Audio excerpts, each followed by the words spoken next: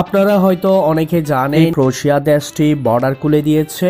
তাছাড়া এই দেশটি সম্প্রতি শ্যানজেনের আওতাভুক্ত হয়েছে। গাইস, আপনারা জেনে খুশি হবেন যে এই দেশটির ভিসা সাকসেস রেট 99% এবং এই দেশটির বর্ডারে রয়েছে স্লোভানিয়া, হাঙ্গেরি, সার্বিয়া। এই দেশটির জনসংখ্যা 39 লাখ, যা দেশটির কর্মক্ষেত্র অনুযায়ী খুবই কম। এই দেশটিতে জবের খুবই ডিমান্ড রয়েছে। আপনি যদি ক্রোয়েশিয়ায় যান তাহলে ইউরোপের 27টি দেশে ভিসা ছাড়া ঘুরতে পারবেন। আপনি যদি কোনো এজেন্টের সাহায্য ছাড়া নিজে নিজে অ্যাপ্লাই করে ক্রোয়েশিয়ায় যেতে চান তাহলে একটুও না টেনে ভিডিওটি দেখতে থাকুন। এই দেশটিতে যে কোনো ফ্রেশার যেতে পারবে।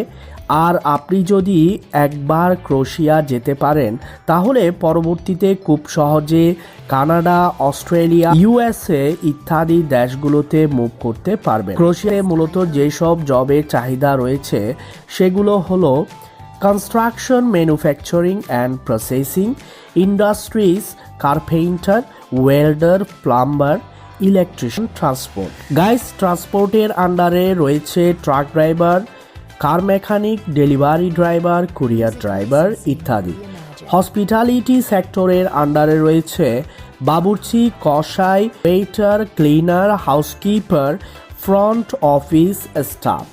হেলথ কেয়ার এবং সোশ্যাল সার্ভিসের আন্ডারে রয়েছে কেয়ারটেকার, নার্স, ডাক্তার, অভিজ্ঞ মেডিকেল টেকনিশিয়ান। তাছাড়া স্টোর ওয়ার্কার ও ওয়্যার হাউস ওয়ার্কারের জবের চাহিদা রয়েছে প্রচুর। এই দেশটিতে আপনি 5ম শ্রেণী পাশ হলেও যেতে পারবেন। এই দেশটিতে আপনি কমপক্ষে 900 ইউরো ইনকাম করতে পারবেন। আপনার অভিজ্ঞতা যদি ভালো হয়, আপনার যদি স্কিল থাকে তাহলে আপনি 2000 ইউরো পর্যন্ত স্টার্টিং স্যালারি পেতে পারেন। আর খরচের কথা যদি বলি, এখানে থাকা খাওয়া ও যাতায়াত বাবদ 400 থেকে 450 ইউরো খরচ হতে পারে। আপনি যদি আইটি সেক্টরে দক্ষ হয়ে থাকেন তাহলে আপনি 3 থেকে 4 লক্ষ টাকা ইনকাম করতে পারবেন। আপনার যদি নার্সিং কোনো কোর্স করা থাকে তাহলে আপনি এই দেশটিতে প্রচুর ইনকাম করতে পারবেন। তবে মনে রাখবেন, আপনার প্রতি মাসে 20% ট্যাক্স পে করতে হবে। এই দেশটিতে ক্রাইম নেই বললেই চলে এবং এই দেশটির পুলিশ খুবই ফ্রেন্ডলি। চলুন এবার ক্রোয়েশিয়ার ভিসা ফাইল কিভাবে প্রস্তুত করতে হয় সে বিষয়ে ডিসকাস করা যাক। ক্রোয়েশিয়ার ভিসা ফি 9600 টাকা।